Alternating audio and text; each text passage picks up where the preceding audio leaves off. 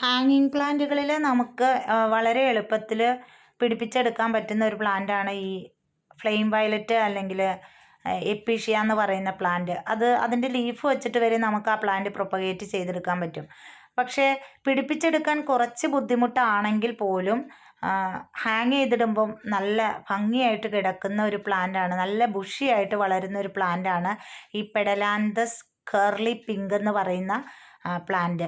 ഇതിപ്പം ഈ ഒരു പ്ലാന്റിന് എന്താ ഇങ്ങനെ ഒരു പേര് കിട്ടിയതെന്ന് വെച്ചിട്ടുണ്ടെങ്കിൽ, ഇത് കേർലി ആയിട്ട്, അതായത് ഇതിൻ്റെ തണ്ടുകളൊക്കെ ചുരുണ്ടാണ് കിടക്കുന്നത്. അതുപോലെ തന്നെ അത്യാവശ്യം നല്ല വെയിൽ കിട്ടുന്ന സ്ഥലത്താണ് നമ്മളിത് ഹാങ് ചെയ്തിടുന്നതെങ്കിൽ ഇതിൻ്റെ ലീഫുകളുടെ അറ്റം അല്ലെങ്കിൽ അതിൻ്റെ സൈഡിൽ നല്ലൊരു പിങ്ക് ഷെയ്ഡ് കൂടി വരും. അതുകൊണ്ടാണ് ഇത് പെഡലാന്തസ് കേർലി പിങ്ക് എന്ന് പറയുന്നത്.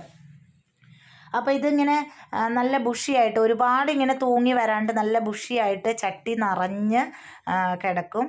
പിന്നെ ഇത് പിടിപ്പിച്ചെടുക്കാനും എളുപ്പമാണ്. ഇതിൻ്റെ ജസ്റ്റ് ഒരു തണ്ട് നമുക്ക് മുറിച്ചെടുത്ത് മണ്ണിൽ കുത്തി കൊടുത്താൽ അത് പെട്ടെന്ന് പിടിച്ച് കിട്ടും.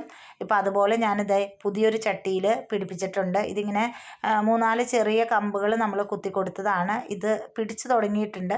ഇനിയിപ്പോൾ കുറച്ച് ദിവസം കഴിയുമ്പോഴത്തേക്കും ഇത് നല്ല ബുഷിയായിട്ട് വളരും. അത്യാവശ്യം വെയിൽ കിട്ടുന്നിടത്ത് തന്നെ ഇത് തൂക്കിയിടണം.